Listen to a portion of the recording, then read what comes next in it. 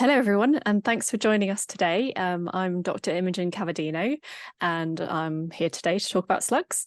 I'm aware that because this is a webinar, we may have an international audience, so I should point out that I'm focusing on the slugs found in Britain and Ireland today. So you may find that if you are somewhere else in the world, you actually have quite a different fauna to the one I'm talking about today. So just keep that in mind. So in terms of talk today, I'm going to talk a little bit about slug ecology and behaviour, and then I'm going to focus a bit on identification of slug families in Britain. The reason why we're looking at family level is it gives you a really good grounding in being able to categorise slugs and help you to get species. And then I will talk about a few notable species themselves and how to actually get started with slug recording. And then at the end, of course, we'll have some time for questions. So I thought I'd just introduce a little bit about my background and what I know about slugs and how I got here. So I actually first became interested in slugs during my master's, and during that time I got in contact with the author of the Slugs of Britain and Ireland book, which I'll talk about later on this evening.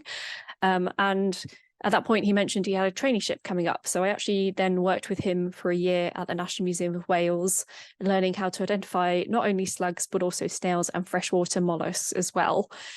Eventually, that actually led on to me doing a PhD in slug and snail diversity, particularly in gardens, which I've actually just finished and just passed my viva. I've been studying slugs since at least 2015 and recently just got a doctorate in slugs, which is quite exciting. And during the recent years, I've also been council member for the Conchological Society of Britain and Ireland, which specialises in studying all mollusks. And since 2019, I've also been an iRecord verifier for the group of slugs. And if you don't know what iRecord is, I'll explain a bit about that later on. So I thought I'd start by talking about what slugs actually are.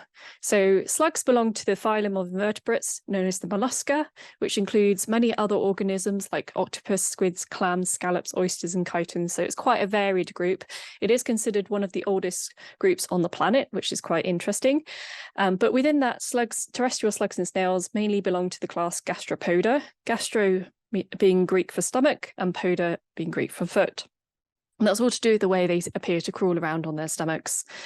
This group actually includes all slugs and snails, limpets, some nudibranchs, sea butterflies, so from marine, freshwater and terrestrial environments, and represents about 70,000 living species. So it's quite a big, diverse group that slugs and snails are contained within. So how are slugs actually different from snails? Well, they're actually very closely related, and generally when you talk to people about what slug is, they just say, oh, it's a snail without a shell, and that's kind of accurate. They are basically snails that have reduced their shell right down. So in many species, they actually still have a shell, but it's hidden inside a fleshy area at the front known as the mantle. And it becomes a kind of a protective cap over some of the body organs. So things like the heart and the lung and the kidney are often underneath this shell. However, in some species, this shell is reduced right down into just a granular paste hidden within the body. In some species, such as the tramp slug at the bottom right of the slide there, the skin is so translucent on the back that you can actually see the shell through the skin itself. So this white patch on the back of the mantle there is actually the shell showing through the very thin skin. Otherwise, in terms of anatomy, slugs and snails have relatively similar anatomy. They're both asymmetrical. So as they evolve, as they develop from embryos, they actually go through this process known as torsion, which means that the body twists and the organs end up on the right side of the body. So slugs and snails are both asymmetrical. Usually the breathing opening and the anal pore and the genital pore are all located on the right-hand side of the slug or snail. In slugs, you can actually see this in this photo here. There's the big open hole. That is the breathing pore, and that opens directly into the lung. In the snails, that's actually tucked up inside the shell a little bit, so you can't really see it. But if the snail retracts completely into its shell, sometimes you can see the little breathing pore opening as the snail breathes. But they can also crawl along closing this. It kind of depends on their oxygen requirements at the time.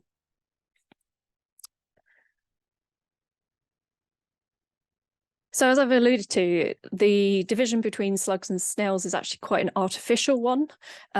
What's happened is that slugs have evolved from snails, but this has happened across multiple events.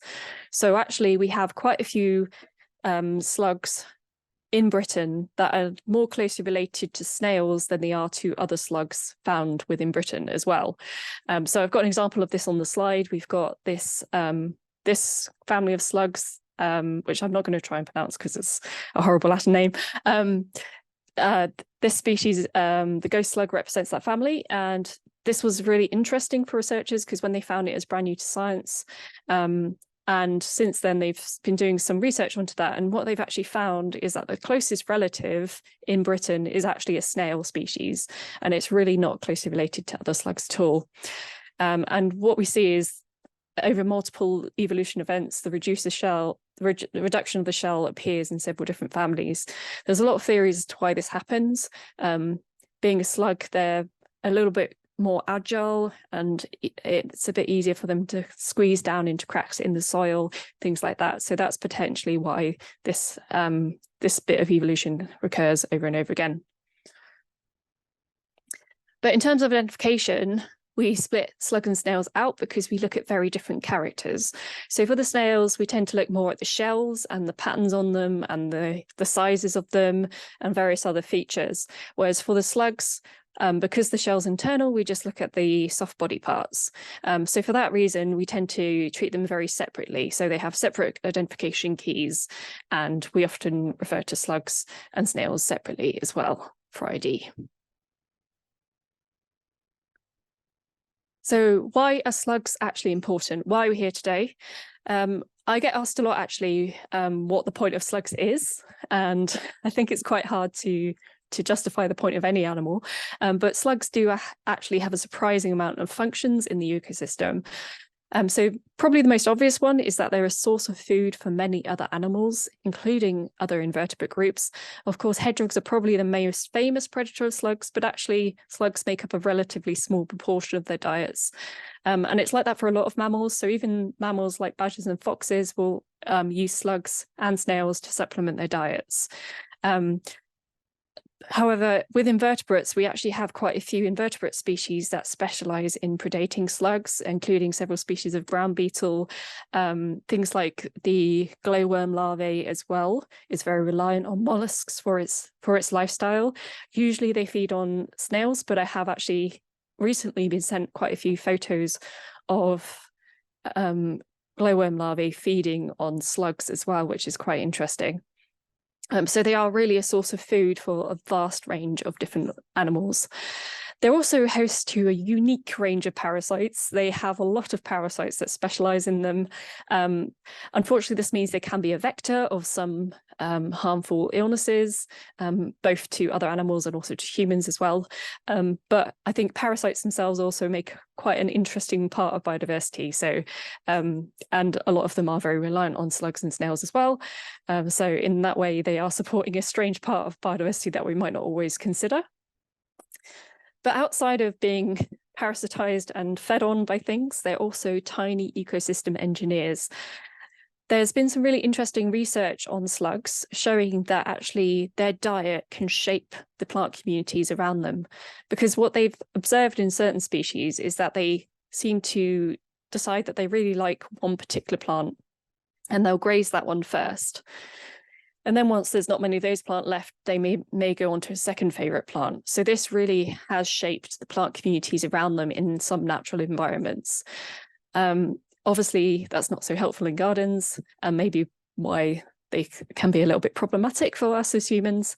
But in wilder environments, they probably have quite a big impact on what's actually growing there. They also play an important role in seed germination and dispersal. Being very sticky, seeds often stick to them and get moved around, but also there's some really fascinating research to show that some plants germinate a lot better, their seeds germinate much better once they've been consumed by a slug. So basically the seed gets eaten by the slug. As it's being digested, the coating of the seed is wearing off, and then the slug moves elsewhere. It poops out the seed, and that seed then germinates a lot better. So not only is that seed germinating in the meantime much better, but in the meantime the slugs move somewhere else, so it's also dispersed those seeds as well.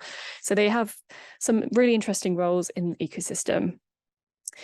There's also a theory that they might actually play a role in soil structure a bit, because most species of slugs spend time beneath the soil surface, and there's some species that rarely come to the surface at all. So they're moving around in the soil, so they're probably also shaping the soil a little bit, maybe loosening the soil. But there's very little information and research actually carried out on this, so it's mainly a theory at the moment. They're also incredibly resilient. So what's quite interesting is most pesticides don't work on slugs. They've had to develop very particular ones to actually control them. And this shows just how resilient they are. There's also research to show that they can tolerate very polluted environments. Environments that have been polluted with heavy lead, things like that. They've shown that slugs can actually tolerate that. So they have quite amazing, unique biology in some ways.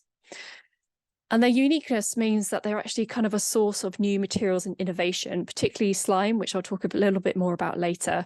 Their slime has some amazing properties, and there's been cases where they started to explore potentially using that as some kind of medical adhesive, because it doesn't really create a strong allergic reaction in humans. It's very easily removed, but it's very strong and has unique properties. But that's still very early on. They're still kind of developing that. So although people tend to not think of slugs very positively, they actually have quite a big role in the ecosystem as a whole.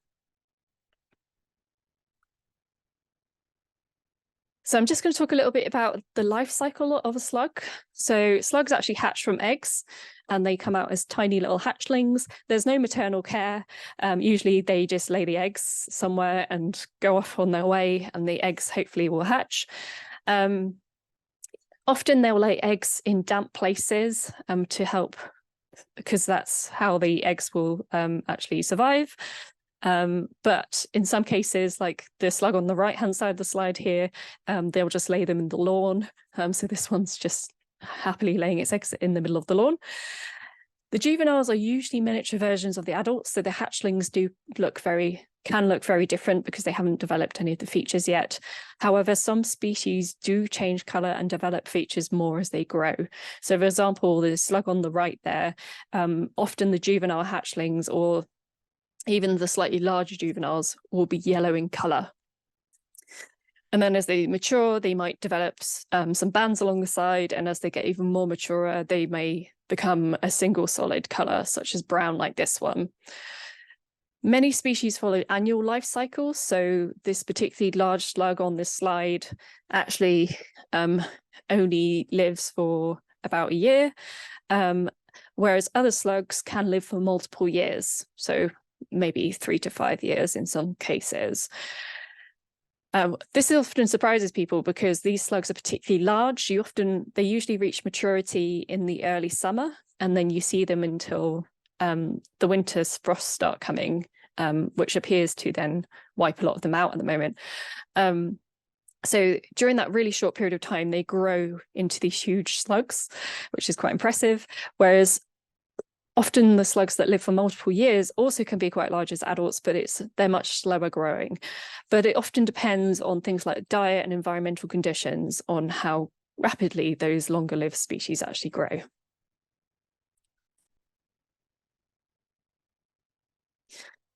And of course, I can't talk about slugs and not talk about mating behavior. Slugs have some really amazing, interesting mating rituals and behaviors. Some of them, like the slugs on the left there, it's a little bit less impressive. So all slugs are hermaphroditic, all terrestrial slugs are hermaphroditic in Britain, meaning they have both male and female genitalia. Often what they will try to do is they'll try to fertilize each other at the same time. However, there is a huge amount of sexual warfare happening in slugs, which has evolved over millennia. So it is more cost effective in terms of energy for a slug to act as male. It doesn't really want to be female because you have to put in all the energy to create eggs and then lay them, and that uses up a lot of resources. So they will often try sneakily to overcome having to use the partner's sperm, and in return they'll also try and make the partner use their sperm. So they've developed some unique internal anatomy to do that. So in most slugs, they have what's known as a bursa duct, and this is where the sperm enters. And they can actually store the sperm there. So they can store it there for a while, decide not to use it until conditions improve or something else happens. But they can also digest the sperm as well using that organ and use the nutrients that way. To stop slugs from doing that, they also... So basically, to stop their partner from doing that, they've also developed interesting courtship rituals where they will try and use hormones to influence their partner into acting as female and not digesting their sperm that they've transferred. Often this takes place in the courtship phase. So for example, on the right of this slide here, you've got a slug at the top with a little organ sticking outside of its head. This is part of the genitals, but it's a very specialized part that it just appears to use during the courtship phase to actually stroke along the back of his partner. So that's what's happening at the bottom right photo there. The slugs are actually circling each other at the same time, so they're moving around dynamically and using these organs to stroke each other's backs and tails to transfer the hormones over. But it also seems to be kind of a behavioral thing as well. So they will gently stroke each other, gently caress, circling like that. And then at some point in this species particularly, they will start biting each other's tails and thrashing each other and hitting each other in the face. Not quite sure why this is part of the mating or courtship ritual, but it does seem to be part of it. And they'll do that for a little while and they'll go back to circling and stroking again. So very strange behavior. And this can actually go on for 10 minutes to an hour, or maybe even longer, depending on the species and which of the two species this is that is doing it, but also depending on the individuals and how interested they are. So really fascinating. And of course, hopefully you're fairly familiar already with the amazing behavior of the leopard slug. So this is a little bit different. The leopard slugs, they'll kind of follow each other for a little while, and then they'll head to a high point, such as a wall or a tree. They'll climb up it, and they'll produce this mucus rope to lower themselves down and twist their bodies around each other.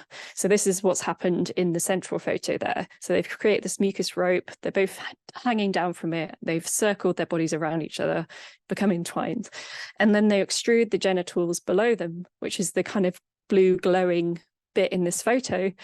So that's actually the genitalia coming outside of the body, and they'll actually fertilize each other like that. Again, they tend to be spinning when they're doing this. And once mating is complete and they've transferred sperm, they'll then often just drop to the floor, but sometimes they will actually crawl back up and eat the mucus rope to reuse the nutrients. So really amazing, interesting courtship and mating behaviors.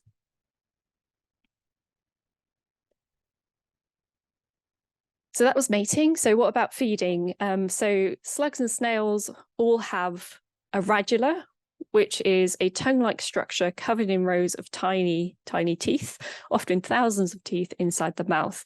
And the reason I say tongue-like is the way they use it is kind of in this diagram on the right there, where it will be inside the mouth, and they'll actually often poke it out of the mouth like a tongue and scrape it against the surface and scrape bits up into the mouth.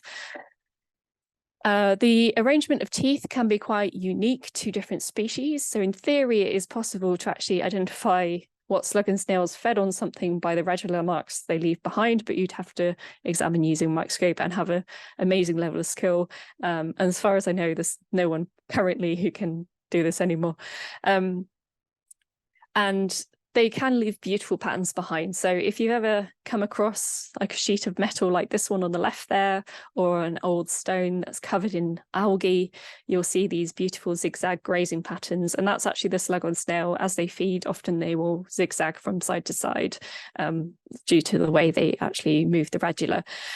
And yeah, so the radula allows them, so the teeth shape even, I should say, is often reflective of that species diet. And in this particular case, for the species that's grazed this algae, it allows them to basically scrape algae off quite a hard surface. There are some carnivorous species as well, which I'll talk about in a moment. And these have developed very different teeth that are more for kind of tearing up earthworms. So they have quite a different shape to them. Which brings us on to diet. So often people who have gardens think of slugs as just coming in and eating all their plants, but actually there's quite a broad range of diets within the slugs of Britain and Ireland. Many species are omnivorous, meaning they will feed on absolutely anything. So that would include your prize garden plants, but it would also include things like animal waste, dead animals, and just kind of anything they find, really.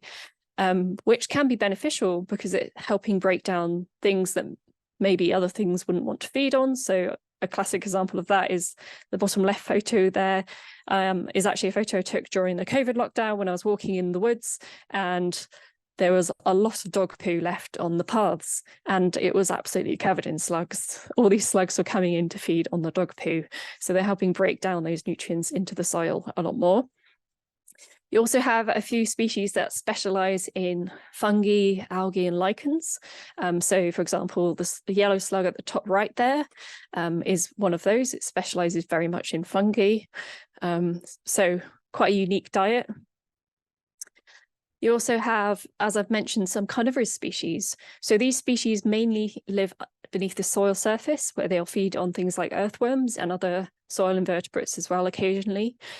And before you start worrying about earthworm populations, these are kind of the most, well, I would say the least evolved version of the slug. So they're quite primitive looking, and they actually have very slow digestive rates. So they tend not to feed on many earthworms. They digest them very slowly. So it doesn't seem to have a huge impact on earthworm populations as far as we know. But it's quite amazing because people don't really think of slugs as being carnivores, but there are some species that are. And of course, you've got a huge proportion who are herbivores, so they feed on plant material. But interestingly, we actually have quite a large proportion of slugs that we just don't know enough about their diet. We don't understand what they eat. And I'll kind of come back to this a little bit later to talk about why that is happening. So I've already mentioned a little bit about slime and how we're starting to explore the properties of this. So slug and snail slime is absolutely amazing. It provides a huge amount of protection. A lot of the methods people use to keep slugs off their plants, things like crushed up eggshells, is kind of based on the idea that, you know, it will hopefully be rough for the slug or the snail to crawl over. But actually what happens is the slug and the snail lays down a sheet of mucus to help them move around. So often they're not touching anything. There's a sheet of mucus between them and the surface. The slime itself has really unusual properties. It's about 97% water, and the rest is made up of very complex proteins. It acts a lot like a non-Newtonian fluid. So what I mean by that is if you don't put pressure on it, it's very smooth to slide over, but if you put pressure on it, it becomes quite frictiony. So this can be really useful for a slug and snail. So they've done some really interesting experiments where they've actually put slugs and snails on tilt tables and then rotated them through and measured the slime. So looked at the properties of the slime, and they found that it adapts. So as the slug is on a stable surface, it becomes a lot smoother and easier to slide over. And as it rotates around and the slug essentially could slide off if the slime was too slippery, they change the protein structure and are able to increase the friction and are able to hold on a lot better. So slugs produce at least 2 different types of slime. So they've got a layer of slime covering the body, but they also have a layer of slime that they're crawling over. And sometimes we actually use this to support identification to species, because sometimes the body slime is completely different color. And I will try and mention that a little bit later. So just to illustrate how much protection slime can give them, I use this photo in pretty much all of my talks. This is a snail crawling across a razor blade. So it's got so much protection from its slime that a sharp edge like that isn't really bothering it. Of course, if it's a friction surface, a really rough frictiony surface for a long time, that might eventually kind of increase the amount of effort they have to put into producing slime. So it might deter slugs a little bit, but generally they can handle rough surfaces quite well, or sharp surfaces as well. So hopefully now you're feeling a bit excited about slugs and you want to go out and look for some. So I thought I'd talk about where you'd actually find them. Slugs can be found pretty much everywhere. Apart from the only continents they're not found on are the Antarctic and the Arctic, but every other continent has some kind of slug on it. In terms of habitats, they are found pretty much on all habitats as well. They are quite moisture dependent though, so really dry habitats, so things like a beach, you wouldn't find slugs on because they wouldn't survive for very long. So this top photo is actually a slug on the pavement where it's just been caught out by the sun and it's completely dried out. So just to give you an idea of how moisture dependent they are, there is a risk of them drying out completely. So they do have a small level of calcium reliance. So snails are very dependent on a source of calcium to grow their shells. They really need calcium. So that means any calcium-rich environments like chalk grassland tends to have quite high diversity of snails. Slugs are slightly less reliant on that. So generally, higher calcium sites, you will find a few more slug species, but quite calcium poor sites can still host some slugs. So things like acidic upland heath, you still do find a few slug species able to survive out there because they really don't need as much calcium as snails do. The majority of slug species are nocturnal, so there's probably more species out there than you realize in your garden. It's just most of them come out at night, so you wouldn't normally encounter them in the daytime. There are a few distinctive species that do come out in the daytime. So at the bottom here, we've actually got a tree slug, and they tend to be more active in the daytime in damp weather. So they will actually come out in the daytime and they travel up trees to feed on things like lichens and algae. So if it's the right conditions for them, they will be active in the daytime, whereas other species are very much nocturnal. So it's very rare to actually find them active during day. And this is also a nice example of how some species can respond quite quickly to environmental conditions. So generally, slugs don't like being inundated with heavier rain. They need kind of the right level of moisture to be active. And also very dry conditions. They will enter a kind of dormancy in the soil as well and wait for conditions to improve. But once they do, they're able to become active again very quickly.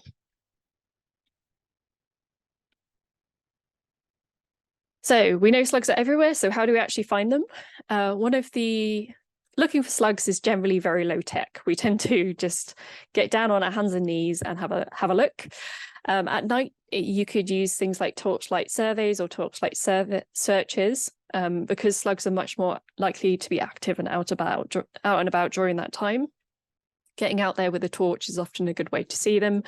But it is worth bearing in mind that because they do respond to environmental conditions, it kind of has to be a nice damp, warm night to find the most slugs around. During the daytime, you can search suitable resting places. So any damp, dark environment, particularly under deadwood or even under human rubbish or things like tarpaulins. In natural environments like woodland, you can actually look in the leaf litter itself because it creates this kind of damp, dark environment that they'll be in. And also during my traineeship, we also experimented a bit by using suction sampling. So that's basically a leaf blower in reverse that sucks instead of blowing. And we found it was actually quite a good way of finding slugs in long grass. So we were particularly looking at some some wildflower meadows to look at the slugs found there. And we found it was really good at sucking the slugs up. But the only thing we found is then when we went back during drought conditions, it didn't work well at all because all the slugs were deep down in the soil. So again, it's worth bearing in mind that if you are trying to do a structured survey of any kind, you will have to keep thinking about how dry the soil is and how recently it's rained, things like that. In terms of trapping, there's also different traps you can use to find slugs. So although we've called them traps, refuge traps, these are basically, you can use anything to make these. So in this photo is a cardboard square with a weight on it. But you could also use hardboard or upturned plastic saucers from flower pots is also quite a popular one. These are non-lethal traps. So you basically just put them out in a garden or a field with a weight on top so it doesn't blow away. And you can leave it there for as long as you like. Generally, it's best to leave it for a week or so the slugs find it. And then you can come back and check it early in the morning, because the idea is you don't want to come and check it too late, because if the reason why it's a bit silly to call them traps is because the slugs don't get trapped, they can actually leave. They're using it as a refuge. But it's quite a good way of just monitoring slugs and populations to find them as well. So if you come in the morning before the sun warms up the trap too much and the slugs leave, you can kind of collect the slugs to identify them and see what you've got. And of course, there are lethal pitfall traps that you can use as well. So beer traps, if you ever use them, they will capture slugs. It's worth pointing out, though, that in those traps, the slugs will swell up, the body's features will change, and they'll be really difficult to identify. So reassuringly, if you're one who prefers to work with live organisms, slugs is a great group for that, because we generally identify them while they're alive and healthy. So it's a nice group for that. You don't have to kill and preserve them for identification. Which brings us on to actually identifying slugs. So slugs consist of just a few simple external body parts that we look at. We have what's known as the mantle, which I've already talked about, which is this fleshy saddle-shaped part at the front of the slug there, which has the breathing port on the right-hand side. In front of the mantle, you've got the head section, which has two sets of tentacles. The top set contains the eyes at the very tip. The bottom set are a pair of sensory tentacles that slugs use when moving around the environment. Then you have this long tail section at the back. Often this has a raised ridge on it known as the keel, which I'll be talking about later on as well. The underside of the slug is known as the sole of the foot. And it's often quite important to consider the colour of this as well, because it can be quite diagnostic when you're trying to identify things to species. So, just to check you're all still awake, how many species of slug do you think are found in Britain? Liana, if you could launch the poll now, that would be great. Lovely. So most of you guessed correctly, and yes, there are around 44 species of slugs found in Britain and Ireland. So well done, all of you who'd spotted that earlier or guessed it. So the reason why we say around 44 species is there are some changes in taxonomy, and there's also some debates around whether some slugs are separate species or not. And I will talk a little bit about that again later.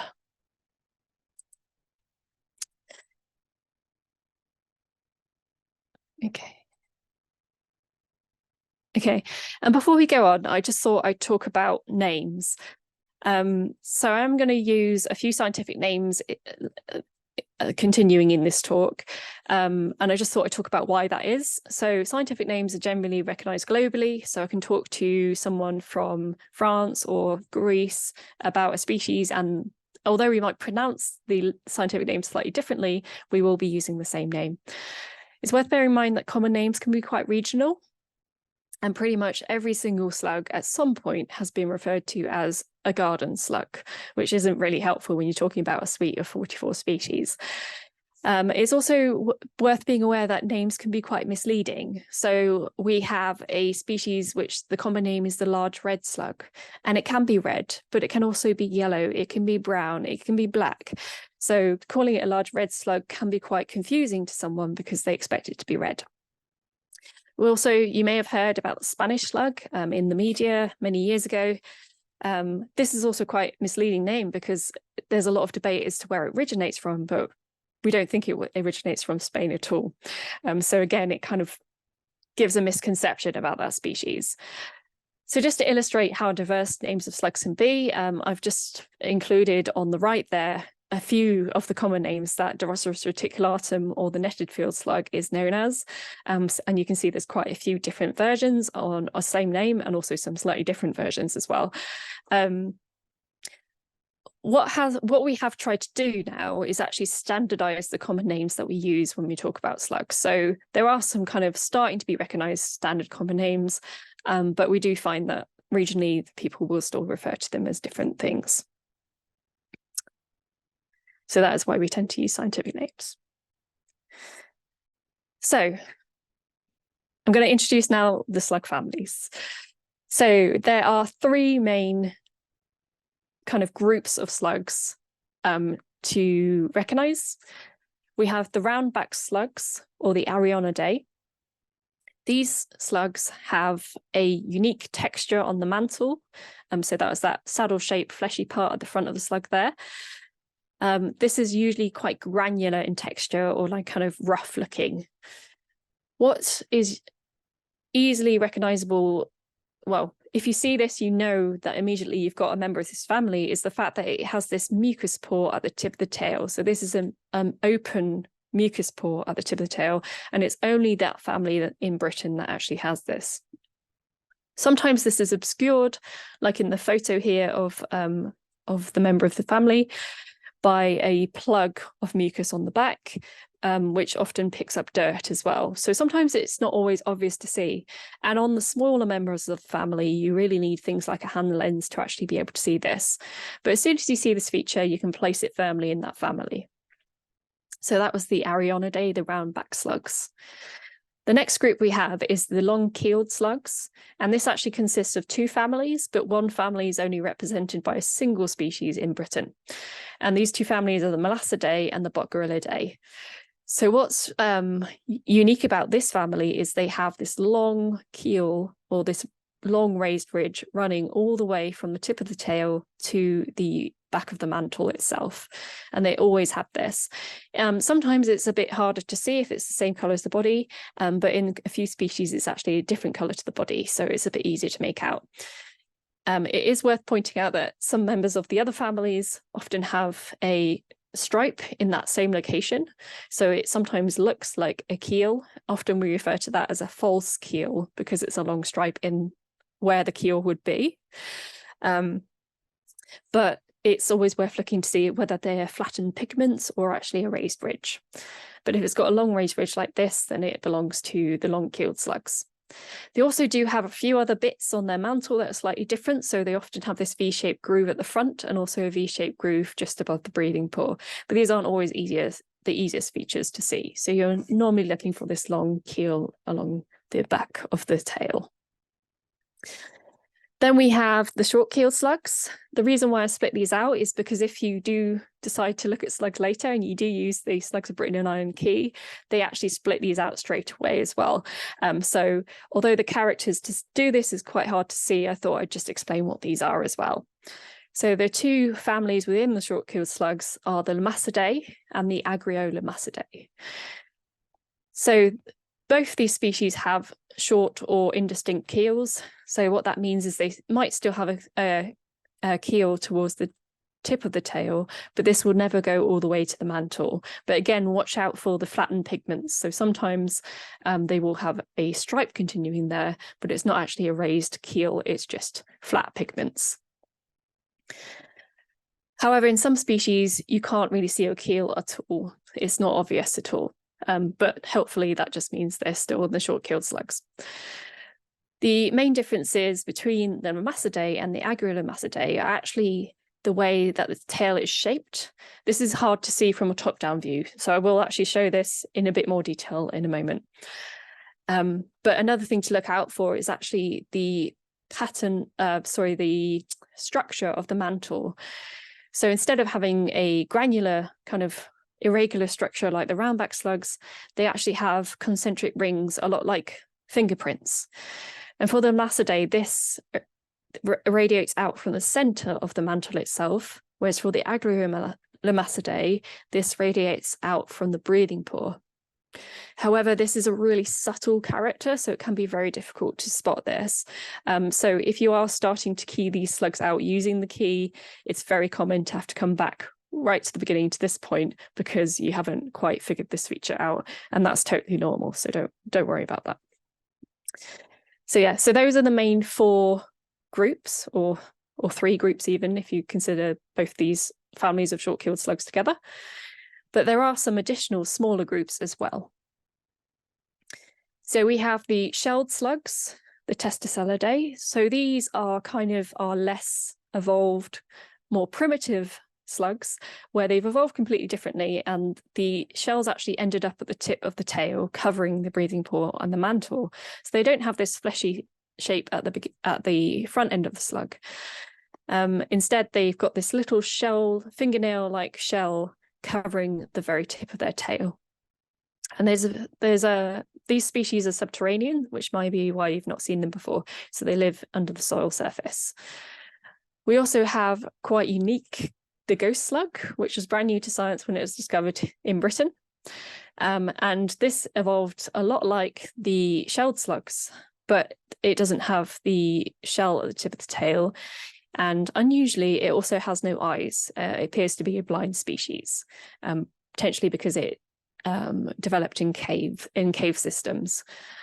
So yeah, quite a unique individual. And there's just one species in this family present in Britain. The next group is the semi-slugs, the Vitrinidae, which is a group that often gets included in both slug and snail keys because we just can't quite decide where to place it. Again, coming back to that thing of there being an artificial separation between slugs and snails, because actually the taxonomy is all a bit mixed up. So these are basically snails that have shells that are slightly reduced in that they can no longer fully pull their body into it. So they still have a coiled shell like a snail, just they can't pull the bodies all the way in. And often they have this mantle that goes back up onto the shell itself. So yeah, and like I said, they often get included in snail keys and slug keys too. So some things to keep in mind when you're trying to identify your slugs is that slugs can expand and contract. So you can see at the top photo here, the slug is fully contracted its body. It's actually tucked its head underneath its mantle, and it looks completely different to how it'd look if it was crawling. It's worth keeping in mind that size measurements are taken for slugs when they're fully extended and crawling. So obviously, when they're fully contracted like that, they'll be a very different size to when they're fully expanded and crawling around. And as I've already talked about, identifications are usually made from live specimens because we look at things like the colour of the slug, which will obviously change in death. Colour is usually very important, but it's worth keeping in mind that it will vary between populations and individuals. So you will find certain species look very different in one location to another. And also within that population, you might find some individuals that look quite strange, which makes slugs a very difficult group for identification because they do seem to respond a lot to the environment around them as well. So there's been some studies to show that actually what the slugs are feeding on can actually change the colour of them slightly, so change the body colour a little bit, which makes it quite challenging. So I want to add some words of reassurance here. So if you do decide to go out and start identifying slugs, you will not be able to identify every single slug you find. It's hard. They are a difficult group because there is so much variation within individual species. Sometimes we also use slime colour to support identification. So again, the species at the top and bottom, they are the same species, but you can see one of them has a bright orange sole. This is a nice example of how slime can be useful, but also can be deceptive because the bright orange slime on the bottom there the top slug should also have that, but it's probably just worn off, and it hasn't replaced the slime on its sole yet. So sometimes they will do that. They'll decide not to replenish the slime quite yet, depending on the environmental conditions and how much water content they've got available. So although we often use slime color to support an identification, it's not foolproof. It can change in response to environmental conditions and how threats from predators, things like that, they might not produce the slime that you're looking for. It's also worth keeping in mind that some species do require dissection to confirm identification. So there will be some species that you might submit records for and you might just get a response back saying, we just can't identify this. And that may be because it needs dissection. So I'm just going to go back through those families so that you get a bit more familiar with them, and also talk a bit about how many species we've got in Britain. So first we had the roundback slugs. So as the name implies, these have very rounded backs. They have this exposed mucus pore at the tip of the tail. They have this granular texture to the mantle. And also the breathing pore tends to be in the front half of the mantle. We have about 16 species of Arionidae in Britain. It is by far the largest slug family present in Britain and Ireland.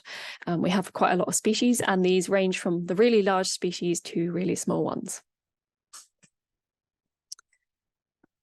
Then we have the long-keeled slugs. So this is the Melassidae and the Botgorilidae. These have those really long raised ridge-like keels running all the way from the tip of the tail to the end of the mantle. So hopefully you can see this quite clearly in the bottom left photo. However, in some species, this can be a little bit harder to see. So we've got the Crimean keeled slug in the center here. Its keel is a little bit similar in color to the body. And also because it's extended and crawling, it's a bit flattened. It's a lot harder to see because it's not as raised. And then we have the worm slug, which is quite a small, very slender species, and the keel on this can be very indistinct. It can be a bit harder to make out, but they do all have it. So sometimes it's not as obvious as you may think it would be. And we actually have 6 species in Britain belonging to these two families. So I mentioned that Botgorilidae is only represented by a single species, and that is the worm slug at the top there. Then we have the short-keeled slugs. So the Lamassidae will do that one first. So these were the ones where there's 2 families that are short-keeled slugs. In this family, the tail tip is quite gently sloping. So you've got this lovely gentle slope at the very tip there. And you've also got these whorls on the mantle, like a fingerprint, that radiate from the center of the mantle itself. And there are 9 species in Britain within this family. And there's a couple of quite distinctive ones here. So you may have come across the leopard slug before. It's quite a popular one with gardeners because it will often be quite aggressive and territorial towards other slug species, and has been known to actually kill other slugs and eat them before as well. It's not clear how common this behavior actually is in natural environments, but I've certainly seen it in a garden at night, chasing other slugs away from its resting site. So they can be very territorial, and there's some really interesting lab experiments that have also evidenced this. We've also got the cellar slug, which often is mistaken for the leopard slug, but is slightly different, and the tree slug that we've already talked about. So in contrast to that, we've got the short-keeled slugs. There are about 5 species of these in Britain. Generally, they are similar to the Lamassidae. So this is the Agrilemmastae. They're very similar to the Lamassidae in that they have the short keels at the tip of the tail. But the very tip of this tail itself, if you view it in profile, it's quite different. It doesn't gently slope down. Instead, it slopes down gently, and then there's quite a steep, blunt end to it. The pattern on the mantle, the texture of the mantle, even the whorls, they radiate out from the breathing pore itself. So rather than the center of the mantle, it comes out from the breathing pore area. But like I said, this can be very difficult to get your eye in for this character. What is quite helpful for this group is in the Agrilemmastidae is the species are very small and they mature at a very small size. In fact, the They're often overlooked because they are quite small. So the slug at the bottom left here is the netted field slug. This is a native species. It's considered a huge problem in agriculture because it can do a large level of damage to crops like oilseed rape. But it's a very small little white slug, so it's easily overlooked in gardens. So often it gets away with damaging plants, and some larger species may get the blame, which is quite interesting. However, it is worth bearing in mind that although they mature at very small size, if you remember, all slugs are hatching from eggs and they will grow at varying rates. So they will overlap in size with some of the larger Lamasidae species at certain points. So just don't let that catch you out.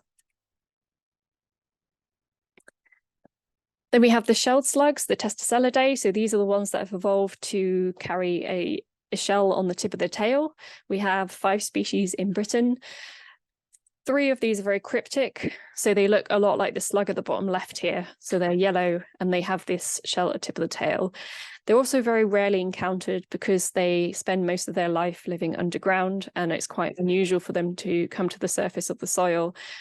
So it's always, if you do find these, it's always worth recording them. But do bear in mind that if it's a yellow, one yellow in appearance like this, it can be quite difficult to get it to species from photos. However, things like Testacella maugii on the right of the slide here, this one's much darker and has a kind of a salmon pink sole. That one's much more distinctive, so it can quite confidently be identified as species. But yeah, it's always worth submitting records if you come across these because they are quite rarely encountered. So it's always good to have records.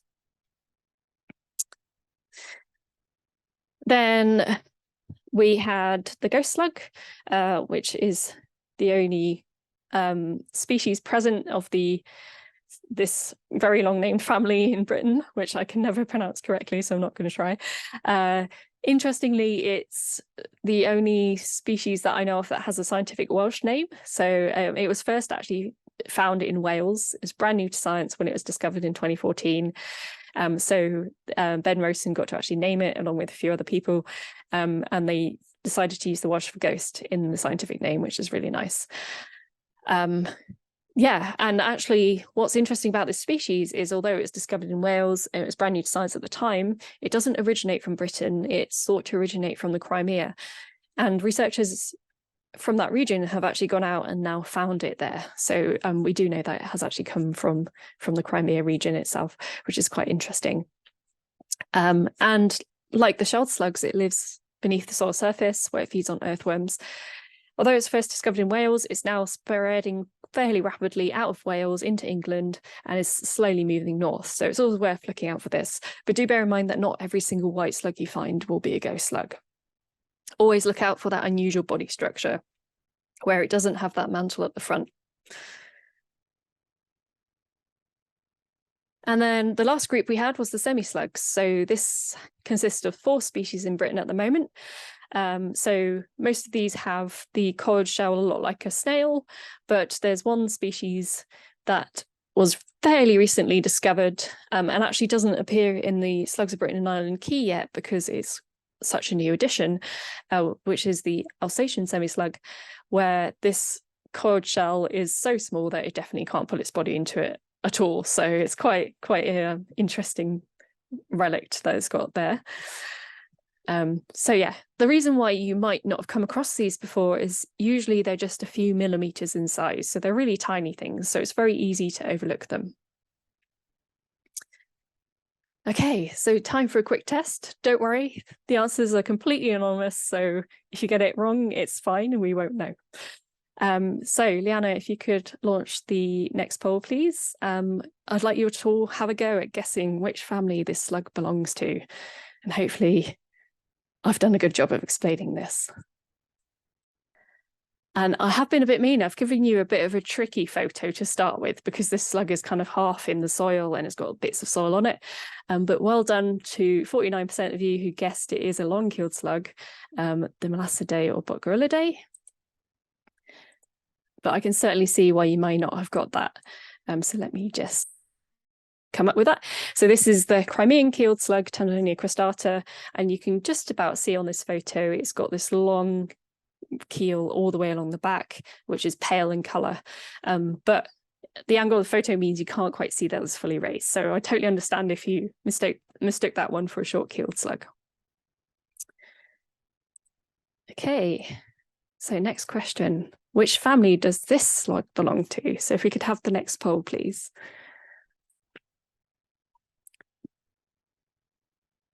Lovely, yeah. Vast majority of you have got this correct. This is indeed one of the round-back slugs, or the Arionidae. This is the large black slug Arionata, but I'll talk about this group very shortly. So hopefully the giveaway here was the big plug of mucus on the back of the slug on the mucus pool there, and also this kind of irregular granular texture of the mantle, and the fact that the breathing pore is a bit further forward on the body as well. So well done to everyone who got that correct. Okay, and I think this is our last one. So which family do these slugs belong to? And I've included quite a few of the same species in this photo for you. Okay, and yeah, well done. Most of you got this one, and well done if you remembered what species it was as well. So this is a leopard slug, which is a member of the short-keeled slugs, in this case the Lomasidae, but I wasn't going to be mean and try and make you separate the Lomasidae and Agriolomasidae from this photo. Those of you who maybe thought it was a long-keeled slug, I can see why, because it had, like I said, sometimes these species will have these patterns, so these lines of pigment that continue along the center of the back where the keel would be, so you can see why it's a little bit misleading, but these are indeed actually short-keeled slugs. So if you actually looked closely at these in the field, you'd see that these keels don't run all the way to the center of the back. This white stripe is actually just flattened pigment as well. Okay, so that was introducing the slug families and hopefully give you a good idea of how to actually separate those out. But I thought I'd now move on to talking about some notable species and unusual finds. So I thought I'd start by talking about some ancient woodland specialists. So we have two species in the UK that are considered ancient woodland specialists. We've got the lemon slug, Malaclemex tenellus, on the left there. This is quite a unusual slug in that it's only really found in ancient woodland, and we only ever see it in the autumn and winter months, because the rest of the year it's living under the soil. But during the autumn and the winter, it actually comes up to feed on fungi fruiting bodies, because it's very much a specialist of fungi, and that's why it's strongly associated with ancient woodland, because it specializes in fungi that live on ancient trees or around ancient trees. So they are unfortunately unable to survive in locations where ancient woodland's removed. So this is quite a small little yellow species. There are some, like I mentioned before, some of the large Aryan species, they actually hatch out as yellow. So not every yellow slug is a lemon slug in the woods, but around this time of year, it's always worth going out, if you can, to your local ancient woodland and having a little search for these. So look through the leaf litter around mushrooms or in the mushrooms themselves. They're quite small little slugs, so they're quite easy to overlook. But once they're found, they're often very enthusiastically reported, which is lovely. So it's a nice species to find. In contrast to that, we have the ash black slug, which is actually Europe's largest slug species, said to have reached up to 30 centimeters long, but that's probably an extreme record. They are actually very, very large, but they're also very, very good at hiding. This is one of those species which is very nocturnal, so it's extremely rare to see it out and about in daylight. And during the day, it often hides in deep cracks in trees or under deeply embedded stones, so it can be quite difficult to find. So this is a very large species, so although it's very big, it can be quite challenging to find it. It's a little bit more tolerant of ancient woodland removal, so it can actually persist on sites where ancient woodland has been before but then been removed. So yeah, another interesting species to find in ancient woods. But it's not just ancient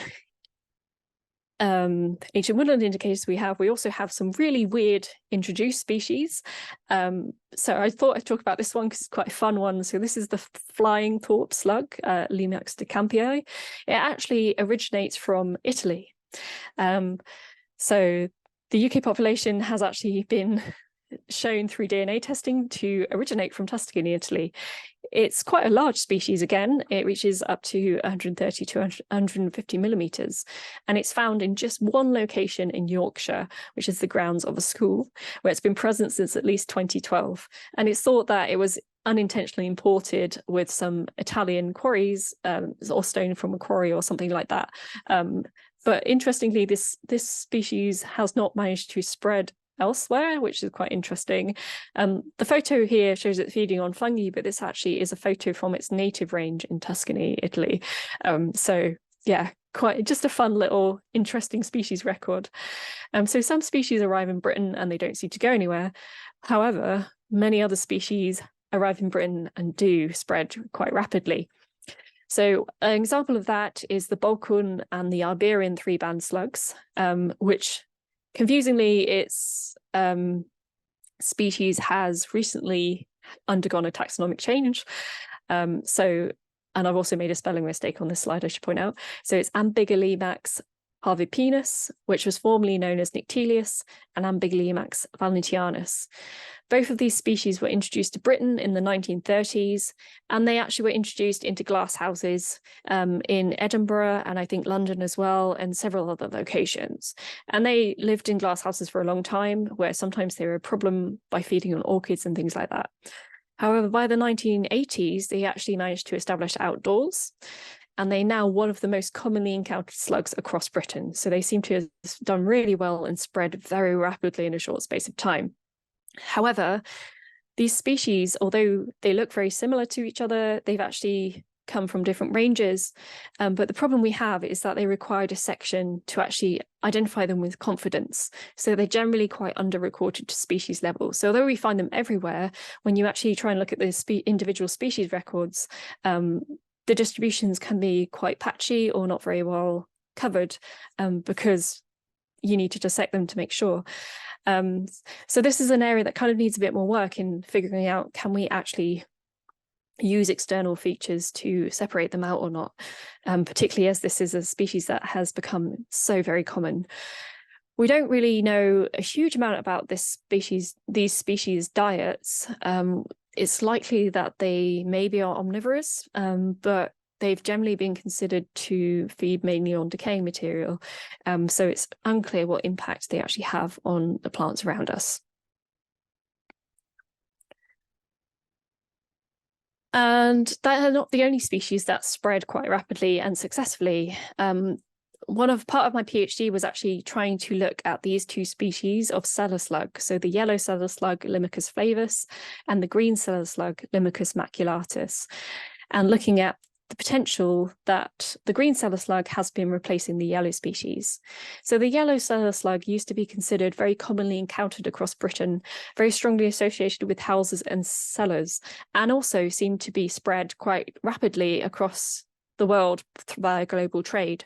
So it commonly occurs in other countries as well. However, in Britain, it's currently very rarely encountered, and it seems to have declined slightly. So I was just trying to gather a lot of data on this using citizen science to find out what's actually happening here. Because in contrast, the green cellar slug, it was present in Ireland for a long time, so it's often referred to as the Irish yellow slug as well. However, it was discovered to be present in mainland Britain in the 1970s. And since then it's spread incredibly rapidly across the country. And again, it's become one of the most extremely common slugs found in our gardens and also semi-natural environments. What seems to be the success of the green cellar slug is it can also occur much more readily in natural environments like woodland, whereas the yellow cellar slug seems to be very strongly associated with houses. And that's another potential reason for the lack of numbers of yellow cellar slug, is that they are strongly associated with old, damp houses. And as we've improved our living conditions as humans, perhaps this species has not done so well from that. So as we've made our houses lovely and warm and dry, maybe this slug species has struggled a little bit. But there's also increasing evidence that these two species can hybridize, and that potentially the green cellar slug is more genetically dominant than the yellow cellar slug. I really love these species because they are super interesting, but also they have quite strong, interesting behaviors. They tend to be very site loyal, so they tend to return to the same sites each day to rest. But sometimes there'll be a big environmental event and they will suddenly change their behavior. But when they're resting, they'll often form what's known as a huddle. So this is where they'll come together as a group and kind of cuddle up to each other, much like these two slugs are doing in the photo. And this is to preserve moisture. There's been some really interesting research in the 70s to show that these huddles are dynamic. So the slugs actually will move during the daytime, trying to jostle for the best position in the middle of the huddle. And the best position is there because you're not losing as much moisture as if you were on the edge. So it seems to be a thing for retaining moisture. And they will do this usually with members of their own species, but they also do it with members of other species as well. Sometimes the other species will tolerate that, but some species like the leopard slug doesn't like it, and will kind of chase them off if they try and do it. And as you can see from this photo, the species on the left is actually the yellow-celled slug, and the species on the right is the green-celled slug. They do look quite similar, but the yellow-celled slug tends to have much finer markings and usually has this almost unbroken yellow line along the back of the center of the tail, whereas the green-celled slug tends to be much more mottled, much more irregular, bigger markings, and sometimes does have a short yellow stripe, but it's much shorter and doesn't go that far beyond the keel.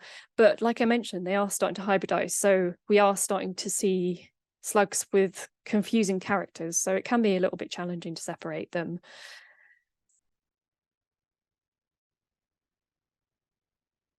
And the complications don't end there. So I've already mentioned or alluded to Aranata as a species, and this is a really complicated group of species. It used to be the case that we'd separate them out into 4 or 5 different species, but we're now finding that the taxonomy has recently changed and we're starting to adopt this in Britain. So we have 2 native species, Aranata and Aran rufus, known as the large black slug and the large red slug. There is increasing evidence from Germany that they can actually hybridize so much that we're going back to consider them a single species with 3 subspecies. However, we have not actually adopted this change yet in the biological recording system in Britain. So watch out, this change might come. But in the meantime, we have to try and understand this very complicated group a little bit better. On top of that, we also have another species, Aran species Davies, also in the process of being described as an individual species. So a very complicated group in terms of taxonomy, but they also are complicated in terms of identification, partly because the taxonomy is so confused, but also the characters can overlap.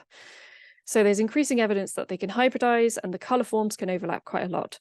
So although these very large slugs are very common in the summer months and we get people spotting them everywhere, they are very tolerant of the daytime. So they'll come out in the daytime if it's rained, if it's wet. Often you'll see these out and about in gardens or in pavements, things like that. So they are often the slug that people encounter the most and will enthusiastically try and record and report, but they're also one of the hardest groups to identify, which is why I'm going to talk a little bit about how you can try and separate them into at least 4 species. So I've not included Aran species Davis here because it's still being described and the characters aren't very well established or known. So the 2 native species here are Aranata and Aran rufus, the large the large black slug and the large red slug, which are on the left here. Both of these species exhibit this interesting behavior. So when you disturb them, they will contract into this tight hump. And if you give them a good poke on the head, often they'll do this little dancing or rocking behavior. Unfortunately, I haven't included video of that today, but if you put slugs rocking into YouTube, you can actually find a few recordings and probably also some weird videos of this behavior. If it does that behavior, it's fairly safe to say it is our native species because only our native 2 species are known to do that behavior. However, it's worth pointing out that Aran rufus, it can be quite reluctant to do this behavior, so it doesn't always do it. So we have to try and use other things to separate it as well. But that's a really nice little thing you can do in the field to try and identify these or tell these species apart. Because Aran vulgaris and Aran flagellus, the 2 non-native species on the side, the Spanish slug and the green-souled slug, though we've renamed the Spanish slug the vulgar slug in common common name, they never show this behavior. They won't rock. However, we can easily separate Arum flagellus, the green-soled slug, because it has this quite unique green tint to the sole. Sometimes this can be a little bit difficult to get in photographs, and also has a much coarser texture on the body. So the tail section is covered in these bumps and ridges known as tubercles, and these are much bigger and coarser looking than our native slug species ones. When it comes to Arum rufus and Arum vulgaris, these are often much harder to separate. Generally, Arum rufus has this bright orange foot fringe around the edge, so as photographed here, but sometimes this isn't always the case. And Arum vulgaris can also have that. Arum vulgaris has a dark grey sooty sole, which is often the giveaway. So this is where it's really important, again, to get a photograph of the sole of the foot if you're recording a slug at all. And sometimes they'll have a dark rim around the breathing pore. So I'll mention a little bit more about photographing slugs later, but this just gives you an idea of what characters we need. So we really do need lots of different angles of a slug to identify it. However, what we've noticed is native populations of Arum rufus may also have these characters, and it's difficult to know whether that's a natural part of the population or if it's the case where these species are hybridizing and starting to have matching characters or conflicting characters. So I'm not expecting you to remember all of this, but if you are really interested in learning more about these slugs and you want to start getting out there and actually recording these species, I'd strongly recommend getting the Slugs of Britain and Ireland book published by the FSC. It's easily the best book out there in Britain for identifying slugs, as modelled by my lovely husband here. It is an excellent resource. It's a photo-based key, so it's really accessible, and there's lots of really well-researched information on each species. It also includes a lot of additional content on slug plates, as we call these shells, that can be found in soil sometimes, and also a little bit about egg identification, both of which can be very unreliable for identifying species, but can be interesting to look at. This key is so good that it's actually used globally. So we've actually managed to accidentally export a lot of slugs from Europe to other parts of the world, including the USA. And I actually visited some researchers over there, and they were raving about how good this key is and how they use it all the time for the non-native species they find in the USA. So it's a really great key. We're very lucky to have it. It is worth noting that this key was published in 2014 and it hasn't been updated yet. So the distribution maps in it are now out of date, particularly as before this key was published, we didn't have any up-to-date resources. So since this has come about, people have managed to go out and actually record slugs a bit better. So a lot of the distribution maps have changed. So it's always worth looking on platforms like the National Biodiversity Network Atlas to actually see what the distributions are like, because that is updated regularly. Also, as I've mentioned, the taxonomy has changed slightly in a few cases, particularly for that Aryan Eta aggregate, and that still hasn't quite made it to Britain in full yet. So hopefully then we'll be creating a new updated version fairly soon. So that's how to get identifying slugs. I just thought I'd talk a little bit about recording slugs. So hopefully you are feeling inspired and you want to go out and you want to start identifying your slugs and then submitting the records. Why bother? Well, as you may have gathered, a lot of our species in Britain of slugs are non-native. In fact, 57% of species of slug found in Britain and Ireland are non-native. So that's a huge proportion of the fauna is not native. And we are seeing huge scale change over time. So we're seeing more and more non-native species establishing and spreading across Britain. So it's very important that we start recording these species to get a better understanding of the impacts this potentially could have on our native fauna and also on the wider ecosystem. So really important to actually be recording this group. And how to submit a slug record? Well, we're really keen that you submit photos as you do so, because we are so reliant on those external characters and because slugs can be so challenging with the amount of variation within a species and in response to environmental conditions as well. So what we try to ask is the ideal photos for a record is to have a view of the right side of the slug. So that's kind of the right hand side. I know they don't have hands, but the right hand side of the slug, because this is the area with the breathing pore. And often we're looking for things like the rim, the color of the rim of the breathing pore, the position of different bands on the side as well. We'll need that for identifications of some species. We also want a nice top-down view, because if you have a very patterned slug like the leopard slug or the cellar slugs, we need to kind of see that patterning, because sometimes that can be diagnostic. And we also ideally need a view of the underside of the slug, because if you remember, in some species, the color of this can be quite important. So for example, the slug at the bottom right there is actually a green-soled slug, so Arion flagellus. And we really need that view to actually be able to tell it apart from the large black slug. So that's why ideally we would want these three views: a side view, a top-down view, and a view of the underside. So once you've made your photos, what do you do with them?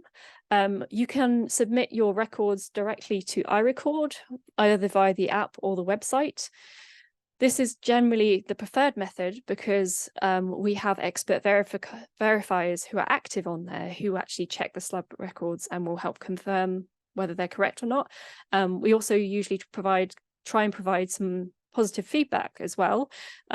Even if you've got the record wrong, we'll try and give you some guidance about why we may have changed the identification. So it's very much the preferred option. So the Conchological Society, I should explain, are the society that actually handles the national database of slug and snail records, and they've done this for hundreds of years now. So yeah, our preferred option at the moment is to get records through iRecord. However, if you are a keen iNaturalist user, you are welcome to submit records on there too, via their app or the website.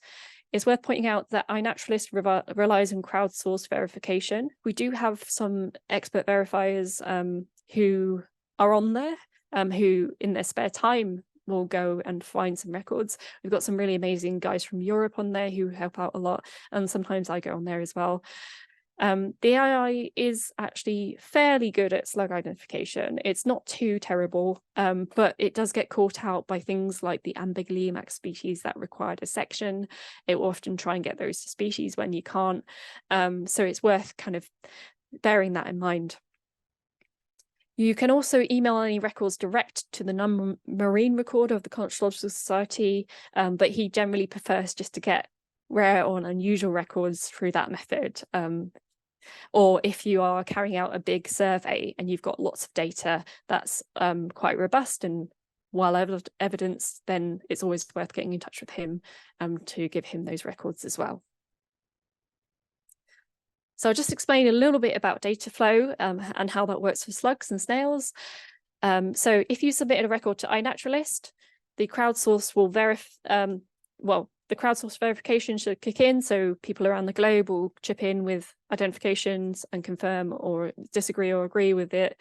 And once it reaches research grade, it then actually now automatically passes up to the iRecord system. We've actually got that in place for the slug group, where all records are again checked by volunteer expert verifiers. So that would be myself, Christopher, or Ben Rosen, where you tend to be the three people who are on there as volunteer experts to actually try and identify records. Then once a year, any unusual records are checked again by the National Recorder of Non-Marine Mollusks, which is actually Ben Rosen at the moment. And he will once a year then do a big data upload to the NBN Atlas, where all those verified records are freely available to the public researchers and local record centres to download. So we really do make these records accessible to everyone to help inform science and also conservation of mollusks as well. So please do submit your records because the data is extremely valuable. And I know I've thrown a huge amount of information at you, so I just wanted to promote the idea of maybe getting started with some distinctive species. So my PhD included the RHS cellar slug survey.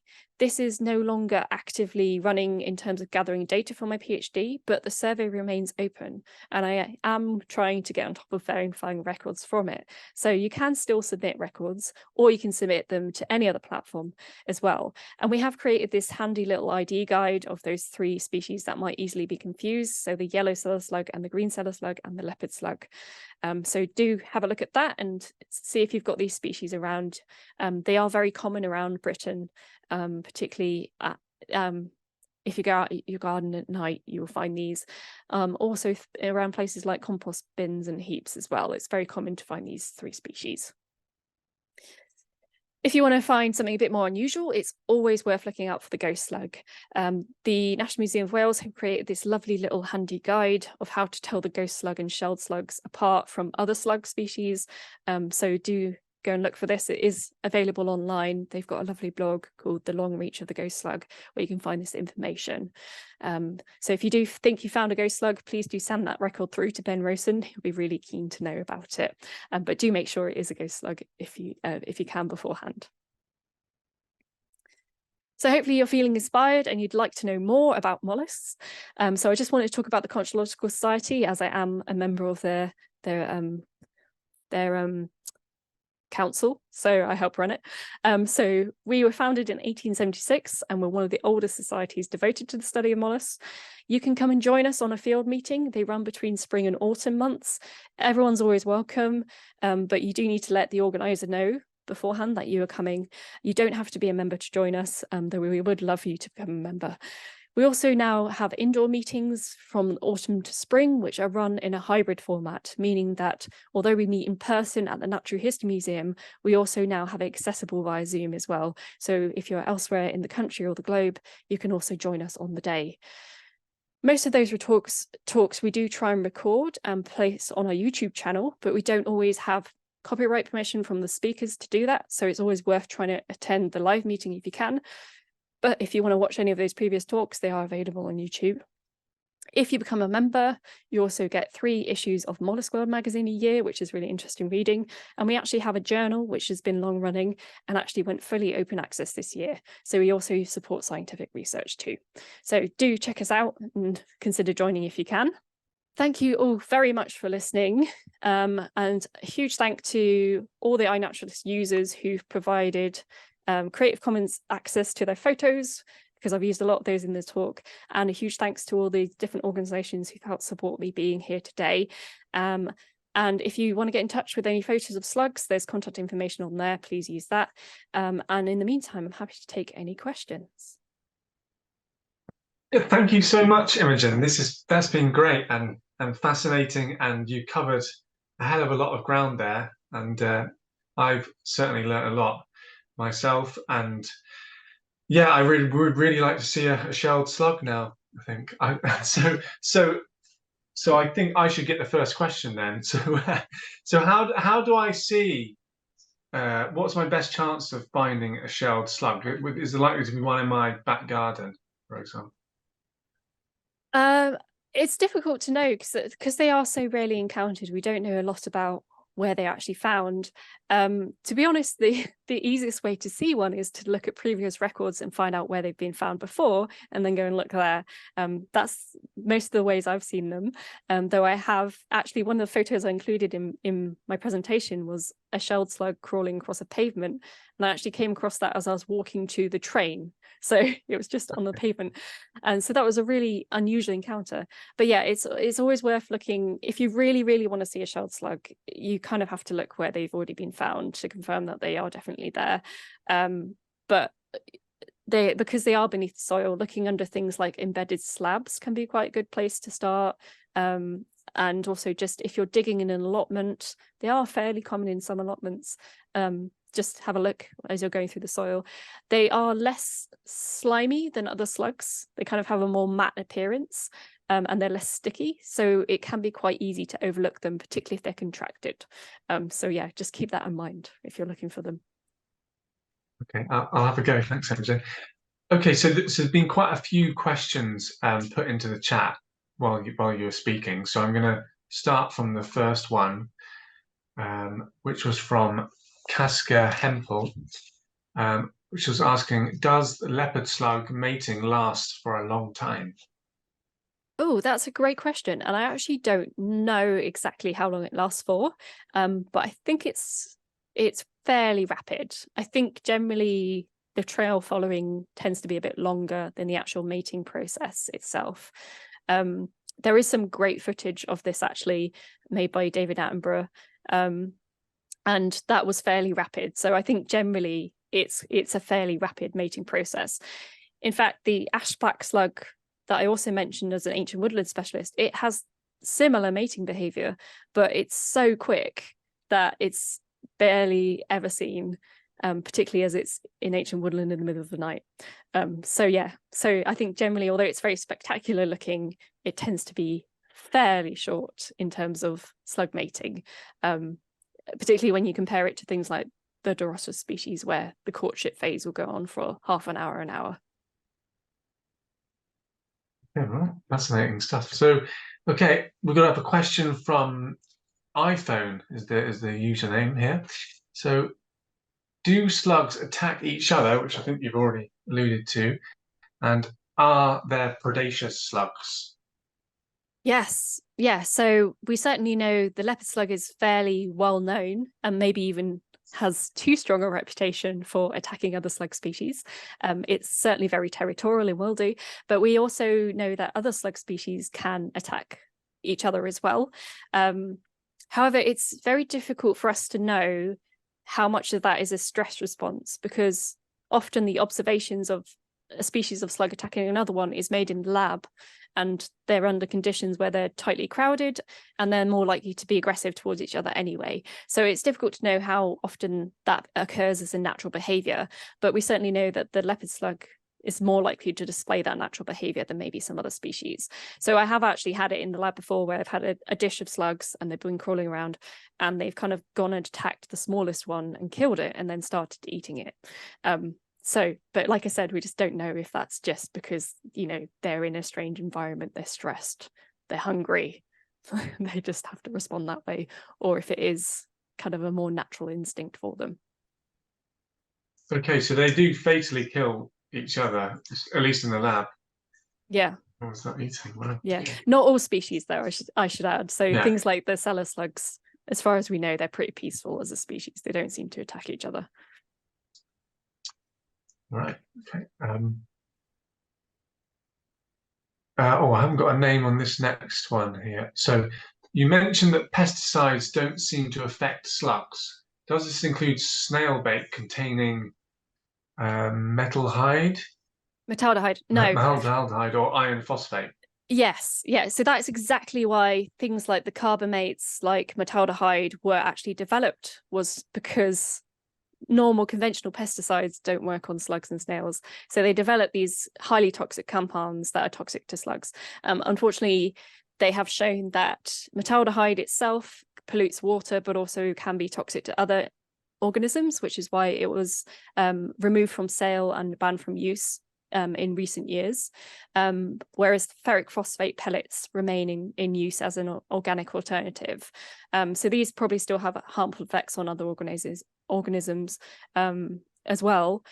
But yes, so that's partly why metaldehyde was such a problem, because it had to be developed specially to kill slugs and snails, and of course then it had toxic effects on other organisms. And these were the blue pellets. Yes, so confusingly, ferric phosphate look the same. So they tend to be a paler blue, but they are also blue pellets. Okay. But yeah, the chemical content's quite different. Right. Okay, a question from Ash David or David Ash, I'm not quite sure. What is the purpose of the mucus pore in the Arionidae? Great question. Honest answer, we don't know. We honestly don't know. There's a theory that potentially they might use it to reabsorb mucus as they've crawled along, but no one's ever evidenced that that is true, as far as I'm aware. There's also a theory that the mucus plug on the tip of it, on the back of it, sometimes indicates maturity, because you only seem to find it on particularly mature slugs of the Arionidae. So yeah, honestly, not 100% sure. Okay. Thanks, Imogen. Okay, a question from um, Michelle G. What's the time delineation between native and non-native slugs?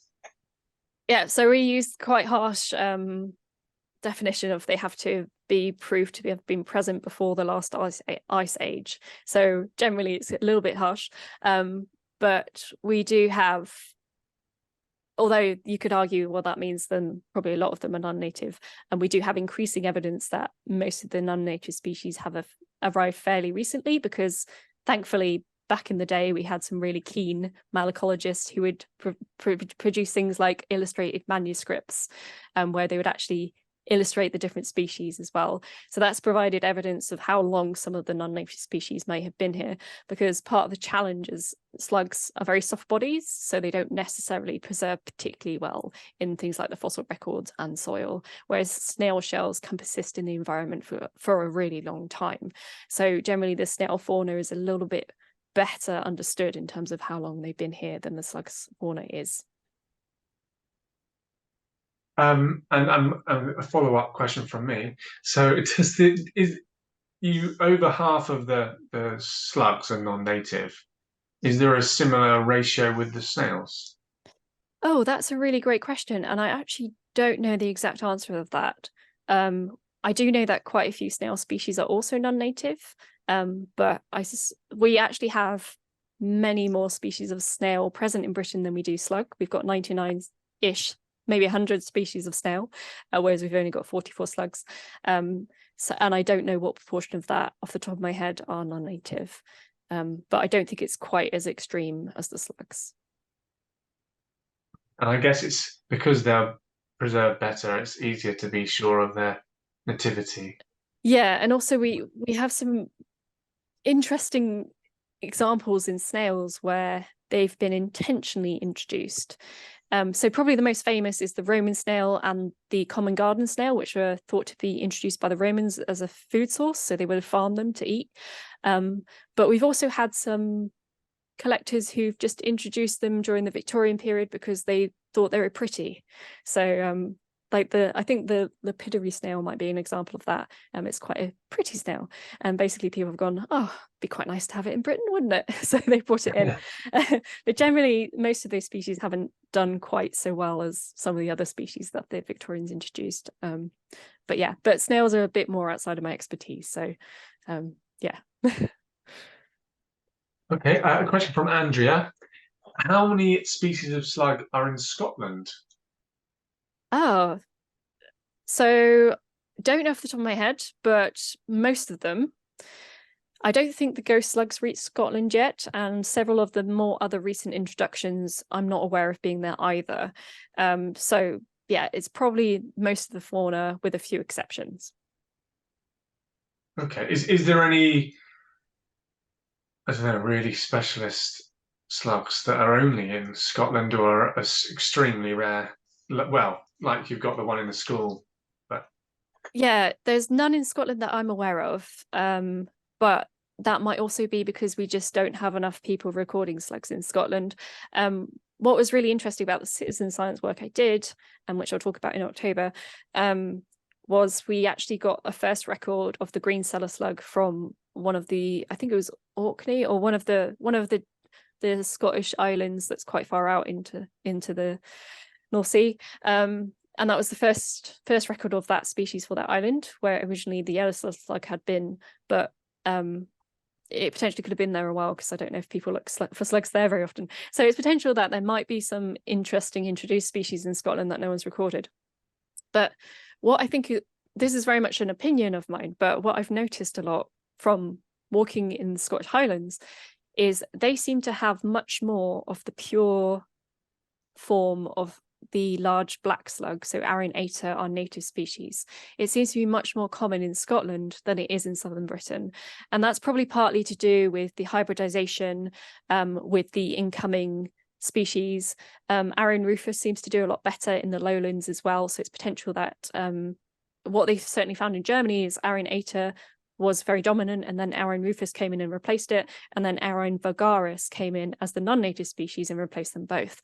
And it feels to me like Scotland is actually still a kind of preserve of that particular species. They seem to be particularly common up there, but no one's really evidenced this in full detail, but that's just certainly what I have noticed. And I think it's partly because that native species seems to be very tolerant of acidic habitats where other slug species struggle to actually live. So yeah, Scotland might be unique in terms of having potentially the biggest population of the large black slug in this purest form, but that's just my theory. Right. Okay. A question from Sonia Allen. How does the leopard slug chase off other slugs? How does it actually deter them? Does it bite them? Yes, they bite. And it's not the only slug species that will aggressively bite others. Yeah, they don't really have any other way of hurting each other, so they tend to just bite. Is it like faster than them? Does it like catch them up, or is it like a very slow? I don't know. Well, I think slugs can move surprisingly speedily when they want to. Yeah, but in the incident I've witnessed in my garden, you could really see this leopard slug was determinedly chasing this other slug species, but the other one was a lot faster, so it did get away. And then the leopard slug kind of turned around and went back to its home. But it was a slow chase. I was there for maybe like 5-10 minutes. So yeah. Ah, great. I'd love to see that. Okay. I tell you what. We'll go. Does anyone want to speak a question at this point? Or it might mean you can skip the queue because there's still a few questions to come. Okay, maybe not. Okay, we'll go to a question from Acid John. And excellent, thank you. What are the mites doing on slugs? Oh yeah, that's a great question. I didn't talk about the mites actually. So these are at least 2, maybe 3 species of mite that specialize in living on slugs and snails, and they actually feed off the blood and the mucus of the slugs themselves. It used to be considered that we had 2 species. One was just on slugs, one was just on snails, but we now know that's not the case, partly to do with the fact that as I mentioned, slugs and snails evolved multiple times from each other, or slugs evolved multiple times from snails. So actually, often the mites feed across the families, which include slugs and snails. So yeah, they're just crawling around, feeding generally on the blood. You'll see them kind of running in and out of the breathing pore. That's where the membrane is quite thin, so it's easy for them to access the blood. They don't seem to do any long-lasting harm to the slugs. They seem to be able to survive with them on them quite happily. But I have had situations where I've accidentally kept slugs in captivity for a little while and accidentally exposed them to conditions where the mite populations have exploded, and then the slugs haven't been so happy. So I think when it's in balance, they seem to kind of just live with the mites on them, feeding on them. But when there's a lot of them, then it starts having a negative impact potentially on the slug. Well, I'm not sure I've ever seen a mite on a slug. They're very common. So if you look okay. closely at a slug, you'll see these little tiny white things running around on them. It's very common to see that. Okay, I need to pay more attention there. Okay, we have a question from, not quite sure how to say this. It's either Alec Ansons. I'm going to go with that. It's all one word. Do slugs have other defense mechanisms other than contracting? Yeah, so the slime itself is a really good defense against predators. They seem to be able to use it for a variety of uses, including releasing chemical compounds into it that deter predation. It's been suggested that maybe even in some species of slug that can be toxic to some of the predators. But there's very little evidence, or not much evidence of that. So yeah, generally the slime itself. And also, so in those large Aurine species, they're very, very tough when they're that size. They've got very tough skin. So often if you have chickens, you might give the slugs to the chickens. They won't like those big ones because the skin is so rough and rubbery, but also the slime is very sticky and viscous. So it can be quite difficult for a predator like a bird to kind of get it off its beak. So yeah, so they do have other defenses. Thank you. Okay, question from Rod Hill. How would you identify slugs in ethanol from pitfall traps where size cannot be used? It's difficult. Then you really have to start using those physical characters of the family. So looking at the textures of the mantle. It can be very difficult to identify slugs from ethanol because it will enhance some features and also reduce the effect of other features. So particularly pigments, so pigments in the skin. In some species, the dark pigments, you put them in ethanol, they're very enhanced. In other species, you put them in ethanol and they kind of fade. So it can be very challenging. Yeah, there isn't a good key to them as far as I'm aware, preserved in ethanol as well. So it's a real skill trying to identify them from pitfall samples. Okay. A question from Pauline. Assuming slime is unique to each species, will this become used for ID rather than dissection by specialists? Yeah, great question. So there have been some lab groups who've kind of started looking at that, but I just don't know how practical that will be. I know the Royal Horticultural Society also looked at maybe swabbing slime from slugs' bodies and extracting the DNA to try and identify them through the DNA from the slime. But the problem is the proteins in the slime itself can interfere with the amplification of DNA technique. So it can be quite difficult to get DNA from them. There is a group who are looking at using reflected light off the slime, because the crystals in forming the slime for different species can reflect light in different ways. And they've started looking at seeing whether that could be used for identification, but I don't know how far they've got with that. And it's also not very practical for people like us going out into the field. You can't really carry a DNA machine or something to reflect light of slime. So I don't know how practical it will be for wider application, those methods. Absolutely. Okay, another question from Sonia. I came from Gritstone, Lancashire, and when I was growing up, we never saw slugs, never saw snails, only slugs. Now we have equal number of each. Have they come in from garden centres or plants from limestone areas? Potentially, yeah, but we're also seeing huge amounts of change due to the changing climate. So it seems that some species are able to reproduce or spread better under the current climatic conditions than they were before. But it's worth pointing out that slugs and snails are good at hitchhiking on not just planting material, but all kinds of objects. We don't monitor it so much in the UK, but they've done a lot of research at the border in the USA, and they found that things like military equipment moving around the country and coming in from overseas can have snails attached to them. So it's not just planting material that they can come in on. And it may also be people moving plants from one garden to another. So I know from personal experience, my parents moved across the country and they took some plants with them. And I did have to stop them and be like, you've got an unnative species of slug crawling out of that. So you should probably not take those ones with you.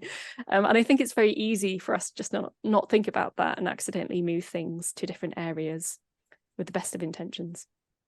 Yeah, it just must be happening all the time, everywhere, you think. Yeah. Okay, a question from Anthony Morgan. Are there any climate or geological constraints where slugs can be found? On where slugs can be found? I think you've already mentioned the extremes of the planet, Arctic and Antarctic. Yes, yeah. But there are some species that can handle extremes. So they're very famously in the news a few years ago when we had those huge wildfires in Australia, there was a bright pink slug that survived on Mount Kapur despite massive forest fires.